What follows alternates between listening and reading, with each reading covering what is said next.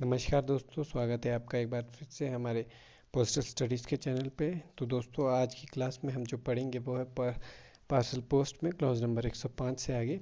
अभी तक जैसा कि आपको पता है फॉरेन पोस्ट का हम पढ़ रहे हैं। 104 क्लॉज तक हमने क्लियर कर दिया है। आज 105 से आगे पढ़ेंगे हम, जो कि है रीपैकिंग चार्जेस। तो ये क्या होता है सबसे पहले देख लेते हैं। In course of transmission to protect its content. आपके ट्रांसमिशन के दौरान, यानी कि जब आपका पार्सल भेजा जा रहा है, यातायात के दौरान आपके पार्सल की अगर पैकिंग ख़राब हो जाती है तो उसके जो कंटेंट है, जो सामान है, उसको प्रोटेक्ट करने के लिए जो चार्ज लिया जाता है, यानी रीपैकिंग की ज़रूरत पड़ती है, रीपैकिंग करते हैं तो उसके लिए जो चार्ज लेते हैं उसे ये कहते हैं रीपैकिंग चार्जेस। वो होता है, और ये कितनी बार लिया जाता है? Only once in entire transmission. पूरे यातायात के दौरान एक पार्सल को सेंडर से एड्रेसी तक पहुंचने के दौरान एक ही बार ये लिया जाता है रीपैकिंग चार्जेस। तो ठीक है, आगे चलते हैं। Clause number 106, custom clearance charge. तो ये क्या होता है? For parcel presented to custom for examination. ये किससे लिया जाता है? उन पार्सल्स से जो कस्टम में एग्जामिनेशन के लिए प्रेजेंट होते हैं, कस्टम में मौजूद होते हैं एग्जामिनेशन के लिए। ठीक है। पोस्टल चार्जेस, इसमें postal charges in India to custom duty. Postal charges लिए जाते हैं इंडिया में कस्टम ड्यूटी तक, है ना। In India to custom duty. In India this charge is only for dutiable goods. जो पोस्टल चार्जेस है भारत में जो ये कस्टम ड्यूटी चार्जेस है, ये सिर्फ भारत में ड्यूटेबल गुड्स के लिए, उन गुड्स के लिए जिन पे रेट लिखा होता है, या फिर कोई कीमती वस्तु के लिए। आगे चलते हैं। 107, delivery of foreign parcels. Foreign parcel की डिलीवरी कैसे की जाती है? सबसे पहले तो क्लॉज नंबर 39 और 40 ऑफ पीओ गाइड पार्ट 1। तो जो क्लॉज नंबर 39 और 40 है पीओ गाइड पार्ट 1 का, एक बार आप उसे भी देख लें इसके लिए। और delivered at office of exchange. जैसे ऑफिस ऑफ एक्सचेंज में कैसे डिलीवर किया जाएगा ये? Produce produce related documents. आपको जो रिलेटेड डॉक्यूमेंट्स है डिलीवरी के लिए वो दिखाने होंगे। और एग्जामिनेशन, कस्टम एग्जामिनेशन होगा इसका, क्योंकि ऑब्वियस सी बात है ये फॉरेन आर्टिकल है। प्रोड्यूस प्रूफ ऑफ आइडेंटिटी, और आइडेंटिटी प्रूफ देना होगा आपको कि आप ही एड्रेसी है। तो ये ऑफिस ऑफ एक्सचेंज में आपको दे दिया जाएगा। आगे है delivery of foreign parcel in country of destination. ये डेस्टिनेशन कंट्री में किस प्रकार से होगी आपके फॉरेन पार्सल्स की डिलीवरी। ठीक है दोस्तों। तो है इंटरनेशनल रेगुलेशन, जो वहाँ की आंतरिक रेगुलेशंस होगी, उनके नियम्स होंगे, उसके अनुसार होगी। इन मैनी कंट्रीज़, बहुत सारी कंट्रियों में अनइंश्योर्ड पार्सल को अनरजिस्टर्ड पार्सल के तौर पे ट्रीट किया जाता है। ठीक है दोस्तों, अनइंश्योर्ड पार्सल्स को अनरजिस्टर्ड पार्सल्स के तौर पे ट्रीट किया जाता है, और कोई भी रिसिप्ट नहीं दी जाती है उनके लिए डिलीवरी के टाइम पे।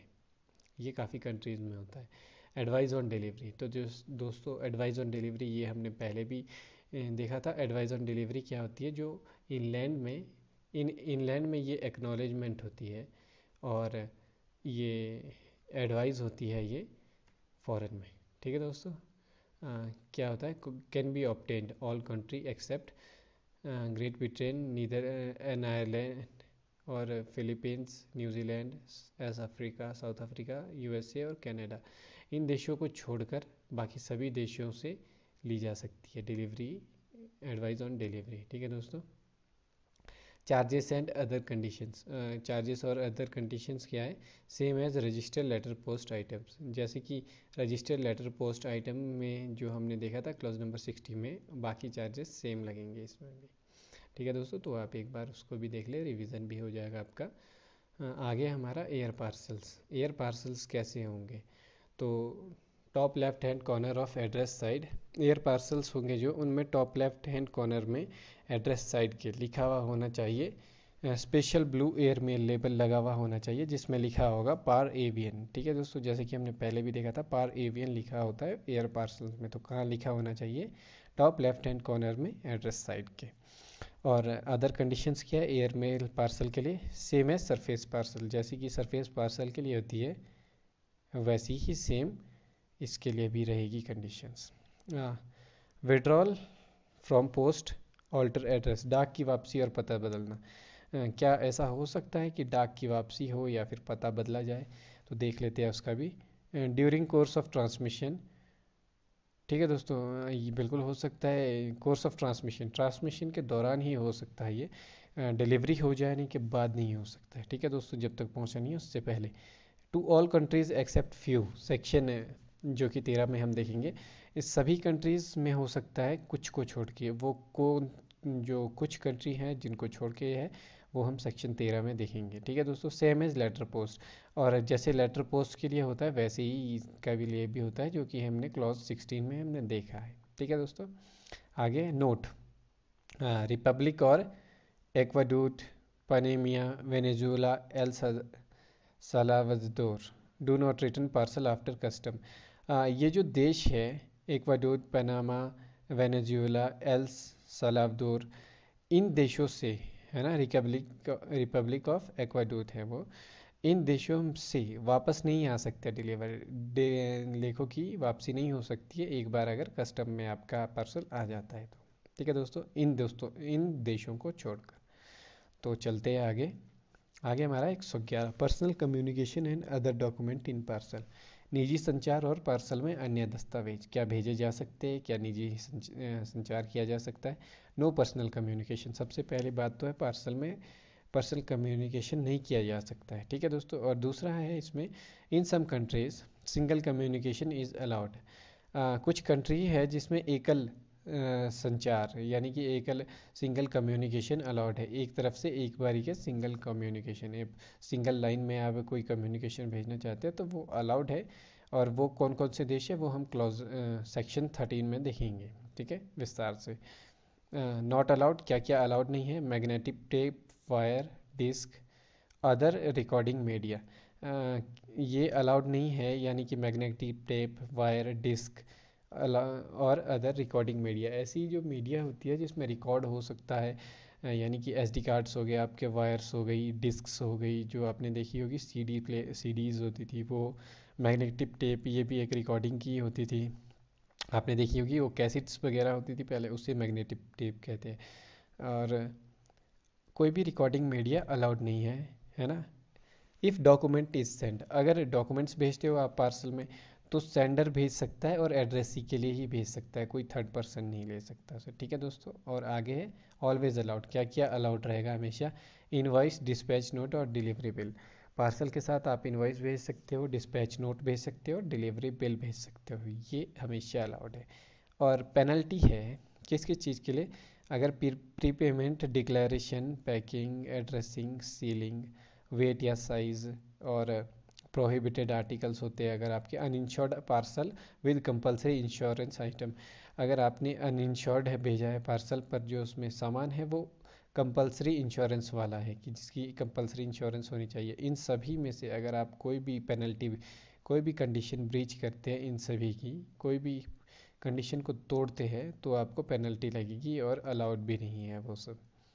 विदाउट, अगर आप कंडीशन ब्रेक करते हैं तो वो अलाउड नहीं है और आप पेनल्टी के लिए भी लायबल होते हैं। आगे हमारा इंश्योर्ड पार्सल्स, तो अब इंश्योर्ड पार्सल्स देख लेते हैं। General foreign parcel address to certain countries, ठीक है दोस्तों, फॉरेन पार्सल्स जो कि भेजे गए हैं सर्टेन कंट्रीज़ की, किसी कंट्रीज़ के लिए भेजे गए हैं। ठीक है दोस्तों, तो वो इंश्योर्ड पार्सल हो सकते हैं। All rules same as uninsured article, बाकी जो रूल्स है वो सेम ही रहेंगे अनइंश्योर्ड आर्टिकल्स की तरह ही इंश्योर्ड आर्टिकल्स के भी। 114 नंबर का क्लॉज है हमारा, इंश्योरेंस फॉर इनलैंड ट्रांसिट। ठीक है दोस्तों, इंश्योरेंस इनलैंड ट्रांसिट के लिए। ठीक है दोस्तों, इनलैंड का आपको मतलब पता है, जो कि सेंट्रल गवर्नमेंट के द्वारा पोस्ट चलाई जाती है उसे इनलैंड कहते हैं। For non insurance service countries, उन कंट्रीज़ के लिए जो यानी कि इंश्योरेंस नहीं मानती है ना, पार्सल इंश्योरेंस नहीं मानती है, जो कि अगर आप इंश्योरेंस करवा के पार्सल भेजते हैं फिर भी वो नहीं मानती है कंट्रीज़ की, नहीं है हमारी कोई वो नहीं है इसमें कि ये इंश्योर है कि नहीं, सब सेम ट्रीट किए जाएंगे।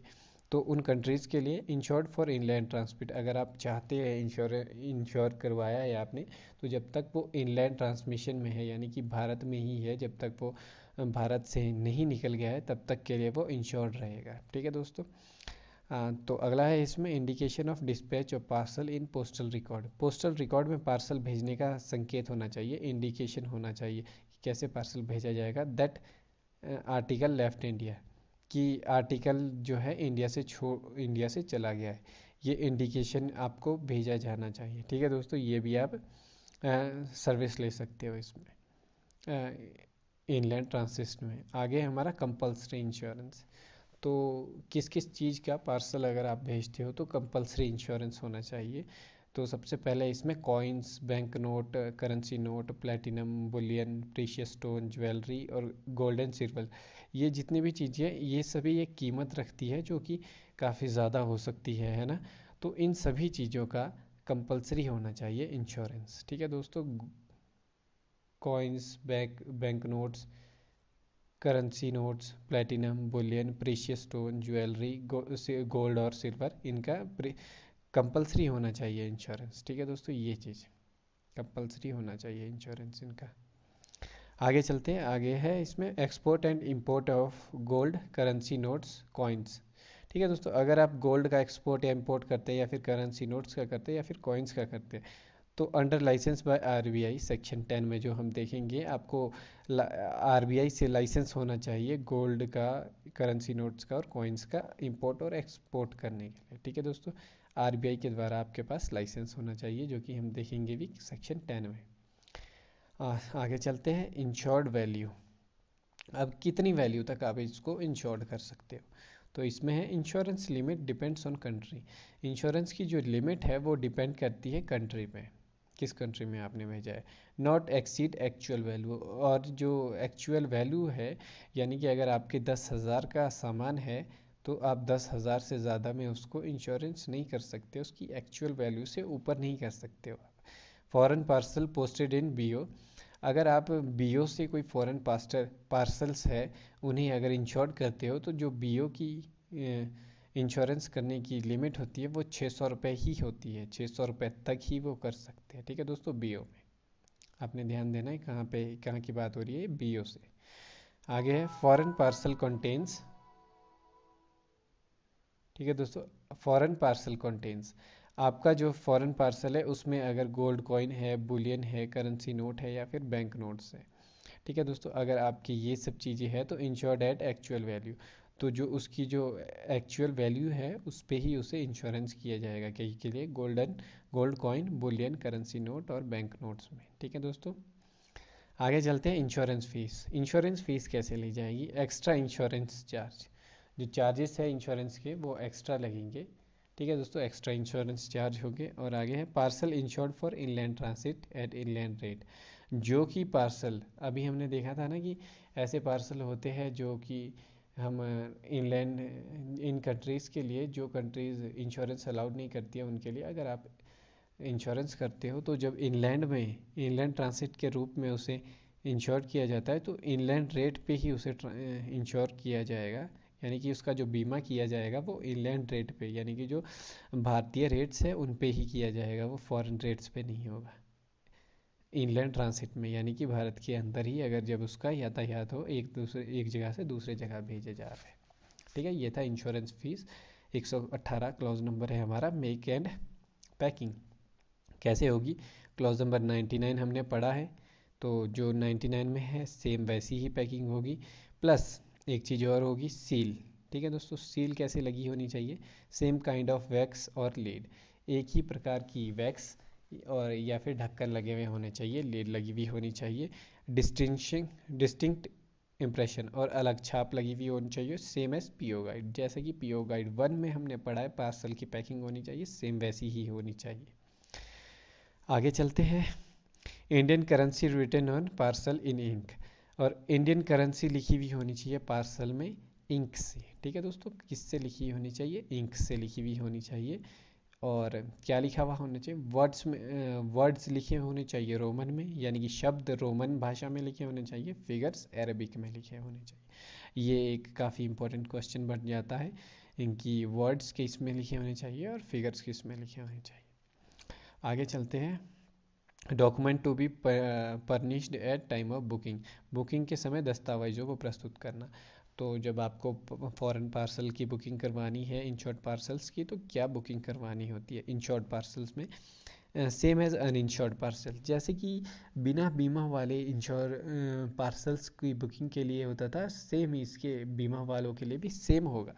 Like dispatch note custom declaration clause 101, जैसे कि डिस्पैच नोट चाहिए होगा आपको, वो देना होगा, और कस्टम क्लियरेंस डिक्लेरेशन देना होगा, जैसा कि हमने क्लॉज नंबर 101 में देखा भी है। आगे है इंश्योर्ड वैल्यू। इंश्योरेंस की जो वो है वैल्यू है वो क्या रहेगी? Entry in words and figures. जो इंश्योरेंस की वैल्यू है ना, जितने की आपने इंश्योरेंस करवाई है वो उसकी वर्ड्स एंड फिगर में वैल्यू आपको लिखनी होगी। ऑन डिस्पैच नोट, किस में लिखनी होगी? डिस्पैच नोट में, ये ज़रूरी है, तो इसका ध्यान रखें आप। डिस्पैच नोट में इंश्योर्ड आर्टिकल में वर्ड्स एंड फिगर में उसकी वैल्यू लिखनी होती है। आगे चलते हैं। इंश्योर्ड पार्सल, ऐसे इंश्योर्ड पार्सल जो presented at window of post office, authorised post office की विंडो पे है, जो कि फॉरेन पोस्ट के लिए बुक कर सकते हैं आर्टिकल्स, वहाँ पे इसे लाना होगा। और रिसिप्ट फॉर सेंडर, आपको सेंडर है आपको इंश्योरेंस की एक रिसिप्ट दी जाएगी कि आपने ये इंश्योरेंस किया है इसका। ठीक है दोस्तों। आगे है delivery. Delivery same as unregistered parcel, जैसे कि अनइंश्योर्ड पार्सल की डिलीवरी होती है, वैसे ही इंश्योर्ड पार्सल्स की भी डिलीवरी होगी। Same as inland insured parcel, जैसे कि इनलैंड इंश्योर्ड पार्सल की डिलीवरी होगी, वैसे ही इनलैंड इंश्योर्ड पार्सल की डिलीवरी होगी। यहाँ पे ध्यान की रखने वाली बात है कि इनलैंड की बात क्यों कर रहे हैं हम, क्योंकि पार्सल जो है वो आते भी है और जाते भी है। इनलैंड इंश्योर्ड पार्सल की डिलीवरी वैसे ही करी जाएगी, ये उस केस में करी जाएगी जब हम इनवर्ड पार्सल लेते हैं। आगे injured parcel immediately inform PO, अगर आपका इंजर्ड हो जाता है कोई पार्सल तो आपको इमीडिएटली पोस्ट ऑफिस को इन्फॉर्म करना होगा। ठीक है दोस्तों। डिलीवरी के समय में रीडायरेक्शन हो सकता है क्या, देख लेते हैं इंश्योर्ड पार्सल्स का। सेम एज अनइंश्योर्ड पार्सल, जैसे कि अनइंश्योर्ड पार्सल के लिए रीडायरेक्शन करते थे वैसे ही इसका भी होगा। प्लस और क्या करना होगा? Insured foreign parcel redirected from one country to another country, जो इंश्योर्ड फॉरेन पार्सल है आपके, अगर आप उनको एक कंट्री से दूसरी कंट्री में करवाते हो, अगर रीडायरेक्शन यानी कि पुनर्निर्देशन करते हो आपका किसी आर्टिकल का, यानी कि अब हम आप वही उदाहरण ले लेते हैं जो हमने इंश्योर्ड के लिए लिया था, अमेरिका टू ब्रिटेन। ठीक है दोस्तों। America to Britain, USA to कर दिया हमने ब्रिटेन, BRITAN ब्रिटेन। ठीक है दोस्तों। तो क्या होगा इस केस में? यहाँ पे होगा अमेरिका टू ब्रिटेन आपने कर दिया, पर जो आपने इंश्योरेंस फीस दी थी वो यूएसए के लिए दी थी। अब रिडायरेक्शन कर रहे हो आप अगर ब्रिटेन के लिए, तो आपको फीस दोबारा से देनी होगी, fresh insured fees, fresh insurance fees, insurance की नई ताज़ा फीस देनी होगी आपने, क्योंकि आपने वो दूसरी कंट्री को कर दिया है रीडायरेक्ट, और वो जो आर्टिकल है आपका इंश्योर्ड आर्टिकल है। ठीक है दोस्तों। तो ये रहेगा इसमें। आगे इन केस ऑफ, यहाँ पे एक केस दिया गया है, इसे भी देख लेते हैं। इन केस, अगर ऐसा होता है, एन इंश्योर्ड एयर पार्सल, एक एयर पार्सल जो कि इंश्योर्ड है, is return to India by surface route, India को वापस आता है बाय सरफेस रूट, यानी कि ज़मीनी या समुद्री तौर पे, एयर से नहीं आता है। ठीक है दोस्तों। तो क्या किया जाएगा? Plus limit for insurance for return journey is less than amount for which the parcel was originally insured. ठीक है दोस्तों। जो लिमिट थी इंश्योरेंस की, है ना, जो रिटर्न जर्नी की, वो कम है amount for which the parcel was originally insured, वो उस अमाउंट से कम है जिसके लिए ओरिजिनली, जिसके लिए पार्सल को इंश्योर्ड किया गया था। यानी कि बीमा मान लीजिए 1000 रुपये का किया गया था, पर आपका जो आर्टिकल है वो वापस आया है बाय सरफेस रूट, तो जो उसकी जो बनता था वो 800 रुपये ही अगर बनता है, तो कंपनसेशन पेबल टू सेंडर, तो जो कंपनसेशन है वो सेंडर को दिया जाएगा for loss and damage during return. तो जो भी लॉस और डैमेज होता है अगर रिटर्न के समय पे, तो वो सेंडर को दिया जाएगा। ठीक है दोस्तों। सेंडर को दिया जाएगा, है ना, टू दैट लोअर अमाउंट, वो उस लोअर अमाउंट में दिया जाएगा जिसमें से वो आया था, यानी कि सरफेस रूट में आया। ओरिजिनली जो इंश्योरेंस थी वो आपकी 1000 रुपये की थी, पर वो वापस आपका सरफेस रूट में आया। सरफेस रूट में आपकी इंश्योरेंस जो है वो 800 की होनी है। तो जो आपको अगर सरफेस रूट में वापस आते हुए कोई डैमेज हो जाता है, वो जो आपको रिटर्न मिलेगा, मुआवजा मिलेगा, कंपनसेशन मिलेगा, वो 800 जो लेस अमाउंट होगा उसमें मिलेगा, जिसमें एक्चुअल में करवाया था उसमें नहीं मिलेगा। हिंदी में भी देख लीजिए। वापसी यात्रा के लिए बीमा की सीमा उस राशि से कम है जिसके लिए मूल रूप से पार्सल का बीमा किया गया था। ठीक है। वापसी के दौरान नुकसान और क्षति के लिए प्रेषक को मुआवजा उस कम राशि तक सीमित होगा। ठीक है दोस्तों, जैसा कि देख रहे हो ना, प्रेषक को यानी कि सेंडर को मुआवजा उस कम राशि तक सीमित होगा। किस कम राशि तक? जिससे वास्तव में करवाया गया था। एक वो जो वापसी में आ रही है, जो उसमें कैलकुलेट होती है। ठीक है दोस्तों, तो ये था कि कैसे कंपनसेशन मिलेगा, ये एक दे दिया है कि अगर ऐसा होता है आपका। आगे चलते हैं। आगे एडवाइस ऑफ डिलीवरी। डिलीवरी के समय क्या एडवाइस दे सकते हो, यानी कि एक्नॉलेजमेंट। ठीक है दोस्तों, एक्नॉलेजमेंट जिसे हम इंग्लैंड में कहते हैं, डिलीवरी की एक्नॉलेजमेंट मिले अगर आपको। Can be obtain for insured article. ये इंश्योर्ड आर्टिकल के लिए आप ले सकते हो ये service, to any country except Canada. किसी भी कंट्री के लिए, कनाडा को छोड़ के। ठीक है दोस्तों, कनाडा को आप छोड़ दीजिए, बाकी सभी कंट्रीज़ के लिए मिल जाएगी। Fees same as registered letter post. जैसे कि रजिस्टर्ड लेटर पोस्ट को इंश्योरेंस के एडवाइस ऑफ डिलीवरी रहती थी, वैसे ही इसकी फ़ीस भी रहेगी, जो कि आप क्लॉज नंबर 69 में एक बार रिपीट कर लीजिएगा। दोनों की आपके रिवीजन हो जाएगा, क्योंकि लेटर पोस्ट के लिए भी सेम रहता है एडवाइस ऑन डिलीवरी के चार्जेस, और पार्सल पोस्ट के लिए भी। Inland insured parcel free. जो इनलैंड इंश्योर्ड पार्सल है वो फ्री में किए जाएंगे। ठीक है दोस्तों, आगे चलते हैं। तो दोस्तों आगे हमारा पेनल्टी क्या रहेगी advice of delivery insured parcels में। ठीक है दोस्तों, फॉरेन पार्सल्स में हम देख रहे हैं prepayment, packaging, sealing, addressing, weight and size और अदर। जितनी भी अभी तक हमने कंडीशंस पढ़ी अभी तक, अगर आप उनमें से कोई भी ब्रीच करते हो यानी कि तोड़ते हो, वो एक्सेप्टेड ही नहीं है, उन्हें भेजा ही नहीं जाएगा सबसे पहले तो। और वो आगे देख लेते हैं इसमें और क्या। Parcel insured. ठीक है दोस्तों, अगर आपने पार्सल को इंश्योरेंस किया, पार्सल का बीमा किया, higher than the actual value of contents, higher value पे कर दिया, यानी कि आपके जो कंटेंट्स थे वो अगर 5000 रुपये तक के ही होते हैं, और आपने जो इसका बीमा है वो 8000 रुपये का करवा दिया है, तो 8000 तक की वैल्यू का करवा दिया, तो आपका जो बीमा है वो वैल्यू एक्सेप्टेड ही नहीं होगा। ठीक है दोस्तों, वो एक्सेप्टेड नहीं होगा। आगे है बी के बाद यहाँ पे डी है, क्योंकि ये आगे पीछे हो गया है, तो सी हम बाद में देखेंगे।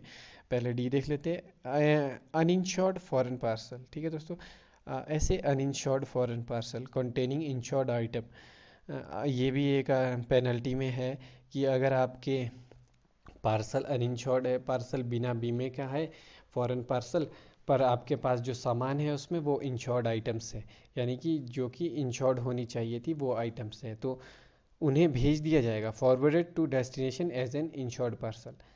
डेस्टिनेशन को भेज दिया जाएगा जिस कंट्री के लिए आपने वो भेजा है, और भेजा भी जाएगा इंश्योर्ड पार्सल के रूप में, यानी कि बीमा किए गए पार्सल के रूप में उसे भेज दिया जाएगा। ठीक है, तो ये कब होगा? जब आपने अनइंश्योर्ड पार्सल भेजा है, फॉरेन पार्सल भेजा है, पर उसमें इंश्योर्ड आइटम्स है। और इंश्योर्ड आइटम्स है कैसे पता चलेगा? क्योंकि ये फॉरेन आइटम्स भेजे, फॉरेन पार्सल भेजा जा रहा है, इसमें आपकी डिक्लेरेशन मस्ट होती है, और कस्टम एग्जामिनेशन भी होता है इसमें, तो पता लग जाता है। ठीक है, आगे है डिलीवर्ड टू एड्रेसी। भेज दिया गया वो इंश्योर्ड आर्टिकल्स के रूप में, इंश्योर्ड पार्सल के रूप में। ठीक है दोस्तों, इंश्योर्ड पार्सल के रूप में उसे भेज दिया गया। Delivered to addressee on payment of insurance fees.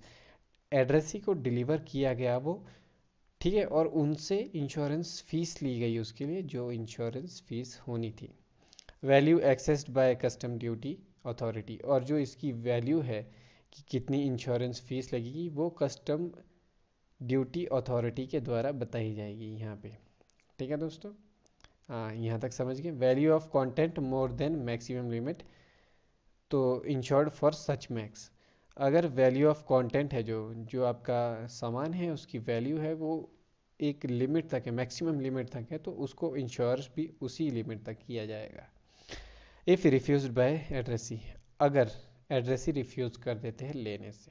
ठीक है, आपने अनइंश्योर्ड पार्सल भेजा होना, वो इंश्योर्ड चाहिए था, अब उसको भेज तो दिया डेस्टिनेशन में, फिर इंश्योर्ड करके अथॉरिटी के द्वारा कि कस्टम अथॉरिटी ने बता दिया इतने के लिए अब ये इंश्योर होना चाहिए, तो उतने के लिए इंश्योर करके भेज दिया, है ना, पर एड्रेस ही मुकर गए लेने से, तो वो रिटर्न हो जाएगा पार्सल कंट्री ऑफ ओरिजिन में।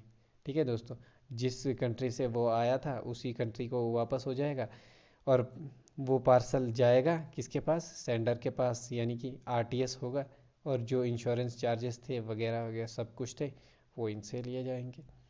चलते हैं आगे।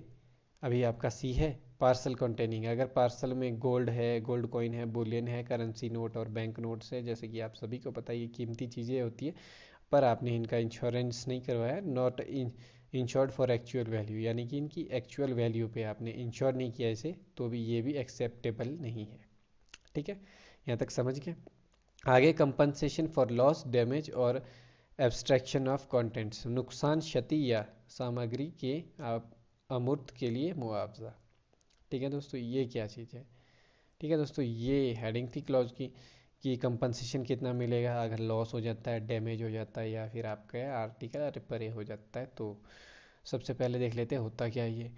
Following postal administration do not accept liability of unregistered article. जो पोस्टल एडमिनिस्ट्रेशन है, यानी कि डाक विभाग है, यानी कि जो भी उन्हें संचालन करता है डाक विभाग का, वो एक्सेप्ट नहीं करते हैं लाइबिलिटी, कोई भी दायित्व अनरजिस्टर्ड पार्सल के रूप में, अनरजिस्टर्ड पार्सल का वो दायित्व एक्सेप्ट नहीं करते हैं। ठीक है, दूसरे नंबर पे है कंपनसेशंस की बात हो रही है यहाँ, parcel up to 5 kg, 5 kilo तक के जो पार्सल है उनके लिए 300 रुपये तक का कंपनसेशन है, 5 से 10 किलो तक के लिए 500 का, 10 से 15 तक के लिए 600 रुपये है ये दोस्तों। ठीक है दोस्तों, ये तीसरे नंबर पे जो है वो 600 होगा।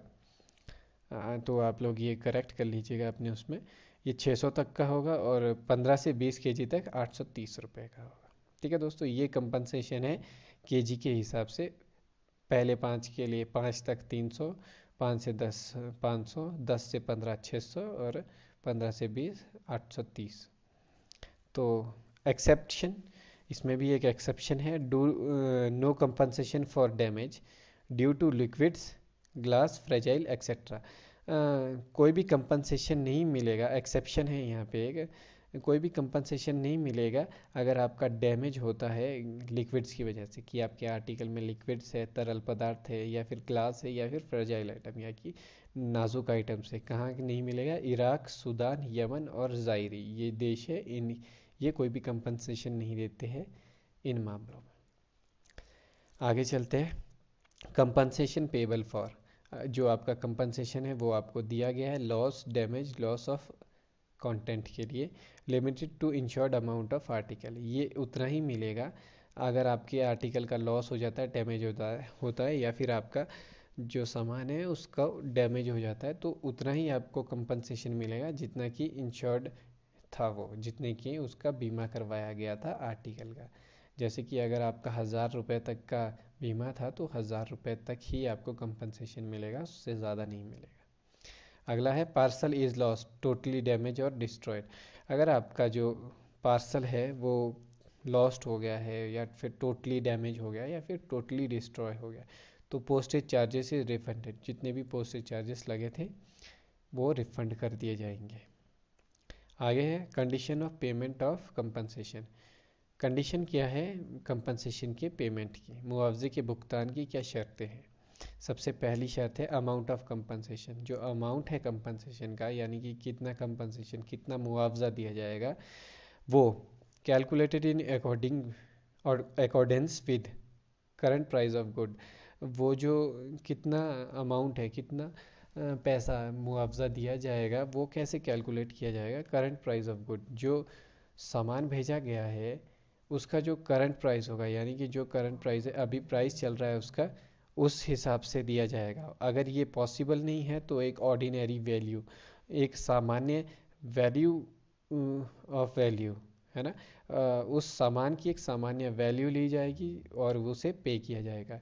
Indirect loss not taken into compensation. अगर आपके पार्सल का कोई इनडायरेक्ट लॉस होता है, जो कि डायरेक्ट लॉस से मतलब है हमारा कि पार्सल को डैमेज होता है, अगर पार्सल के द्वारा कोई आपका इनडायरेक्ट लॉस होता है, अलग से लॉस की पार्सल लेट पहुंचा, ये लॉस हो गया, यानी कि जो आपकी पर्सनल क्षति है वो इसमें नहीं ली जाएगी कंपनसेशन के रूप में, इनडायरेक्ट लॉस जो कि पार्सल के अलावा है। ठीक है दोस्तों, आगे है हमारा compensation is payable to sender if damage. ठीक है, अगर डैमेज है आपका पार्सल तो सेंडर को दिया जाएगा कंपनसेशन, पे और पेबल टू एड्रेसी। ठीक है दोस्तों, compensation is payable to sender if damage, payable to addressee immediately after delivery with proof. या फिर डिलीवरी के बाद, अगर डिलीवरी हो जाती है, ठीक है दोस्तों, अगर डैमेज हो जाता है पहले ही तो फिर सेंडर को दिया जाएगा, और अगर डिलीवरी हो जाती है तो एकदम से डिलीवरी के बाद से एड्रेसी को कंप्लेन करनी होगी विद प्रूफ कि ये पार्सल डैमेज है, तो एड्रेसी को दिया जाएगा वो कंपनसेशन। ठीक है, आगे packing material have to be surrender. जो पैकिंग मटेरियल है उसे देना होगा, सरेंडर करना होगा, यानी कि उसको सामने लाना होगा पोस्ट ऑफिस के। ये नेपाल के लिए नहीं है ये कंडीशन। नो कंपनसेशन, कोई भी कंपनसेशन नहीं मिलेगा, किस कंडीशन में नहीं मिलेगा, if addressee do not complain immediately. अगर एड्रेसी ने इमीडिएटली डिलीवरी के तुरंत से ही डिलीवरी हुई और आज के आज ही या फिर तुरंत ही कोई कंप्लेंट नहीं की तो कोई कंडीशन वो नहीं मिलेगा, कंपनसेशन नहीं मिलेगा। बियॉन्ड कंट्रोल ऑफ कंट्री, या फिर जैसे कि अमेरिका साइड कहीं पे आपका डैमेज वगैरह हो जाता है और हमारे इनलैंड से जो हमारी कंट्री है उसके कंट्रोल से बाहर है वो, तो उसके लिए कोई कंपनसेशन नहीं मिलेगा। नंबर 3 है डिस्ट्रक्शन ऑफ ऑफिशियल रिकॉर्ड। कोई ऑफिशियल रिकॉर्ड है जो उस डिलीवरी का, आपके पार्सल का, उसका डिस्ट्रक्शन हो जाता है, वो उसका तबाही हो जाती है, टूट फूट हो जाता है, या फिर वो ख़त्म हो जाता है, तो उसमें भी कोई भी कंपनसेशन नहीं है। नेग्लिजेंस ऑफ सेंडर, सेंडर के साथ कोई नेग्लिजेंस हो जाता है, वाद विवाद हो जाता है। नेचर ऑफ सब्सटेंस, अगर नेचर है सब्सटेंस का तो भी कोई कंपनसेशन नहीं है। पांचवा है इसमें प्रोहिबिटेड, अगर आपने कोई प्रोहिबिटेड आर्टिकल भेजा यानी कि निषेध चीज़ें भेजी है जो नहीं जा सकती है तो भी नहीं होगा कोई compensation. Unregistered parcel containing insurance item, ऐसे अनरजिस्टर्ड पार्सल की जिनका आपने अनरजिस्टर्ड पार्सल यानी कि अनइंश्योर्ड पार्सल कहेंगे हम इन्हें, क्योंकि रजिस्टर्ड तो पार्सल नहीं होते हैं, अनरजिस्टर्ड पार्सल कुछ कंट्रीज़ है जो लेती है उन्हें, तो यह है अनइंश्योरेंस पार्सल, अनइंश्योर्ड पार्सल है ना, uninsured parcel containing insurance item. ऐसे अनइंश्योरेंस बिना बीमा किए हुए पार्सल्स जिनमें बीमा की जानी थी जो वस्तुएं वो है, तो भी अगर आपको कोई कंपनसेशन नहीं मिलेगा। आगे पार्सल सीज्ड, अगर आपका जो पार्सल है वो सीज्ड हो जाता है यानी कि जब्त हो जाता है पार्सल आपका, इंटरनल लेजिस्लेशन, वहाँ के आंतरिक कानूनों की वजह से वहाँ पे जिस डेस्टिनेशन कंट्री में आपने भेजा है वहाँ पे पार्सल सीज हो गया आपका, तो भी कोई कंपनसेशन नहीं है। आगे fail to make inquiry within 1 year, आपने इंक्वायरी करने के लिए आप फेल हो गए यानी कि आपने कोई इंक्वायरी नहीं की पार्सल की 1 साल के अंदर, तो भी कोई कंपनसेशन नहीं मिलेगा। सेक्शन 12 में भी हम इसे देखेंगे। आगे parcel address to prisoner of war, यानी कि प्रिजनर ऑफ वॉर वो होते हैं अगर दो देशों के बीच में वॉर हो रही है, यानी कि हम इसमें सबसे जो बेस्ट है वो हम इंडिया पाकिस्तान का ले लेते हैं। अब इंडिया पाकिस्तान की वॉर हो रही है, अगर आप ये समझिए कि फिर जो पाकिस्तान के सोल्जर्स हैं या फिर इंडिया के सोल्जर्स हैं जो वहाँ पे दूसरे देश में कैदी है, या फिर ऐसा समझ लीजिए इसे, दो देशों के बीच में वॉर हो रही है और उनके जो सोल्जर्स है आपस में एक दूसरे के पास जो कैदी है प्रिजनर ऑफ वॉर, उनके लिए अगर कोई पार्सल भेजा जाता है, उनको एड्रेस दिया जाए, उनके लिए पार्सल भेजा जाता है, तो उसमें भी कोई कंपनसेशन नहीं मिलेगा उसके डैमेज पे। अगर आपने फ्रॉडेंटली इंश्योर्ड किया है, अगर आपका जो पार्सल है वो फ्रॉड आपने इंश्योर किया है, यानी कि फ्रॉड कैसे होता है, वो हायर अमाउंट में किया है उसे इंश्योर आपने, गोल्ड कॉइन बुलियन या करेंसी नोट है उसमें, नॉट एट एक्चुअल वैल्यू, आपने ओरिजिनल वैल्यू पे इंश्योर नहीं किया है आपको, तो भी उसमें आपको कोई भी कंपनसेशन नहीं मिलेगा। ठीक है दोस्तों, तो ये थे हमारा आज का इंश्योर्ड पार्सल्स, और उसके कुछ हमने पार्सल पोस्ट के भी कुछ हमने आर्टिकल्स देखे। तो आशा करता हूँ मैं आपको आज की क्लास आपको अच्छी लगी तो लाइक कर दीजिए दोस्तों, और कमेंट में बताइए आपको कैसी क्लास लगी है। अगर आपके कोई भी सुझाव है तो आप वो भी बताइए, आपके कोई डाउट्स होते हैं तो आप उन्हें नोट डाउन कर लीजिए, बाकी जब भी हम लाइव सेशन हमारा होगा हम उसमें उसे क्लियर करेंगे। बाकी आशा करता हूँ आप सभी को पसंद आया है, तो तब तक के लिए आप अगली क्लास में मिलते हैं, तब तक आप अपना ध्यान रखिए, अपने परिवार का ध्यान रखिए। शुभ रात्रि।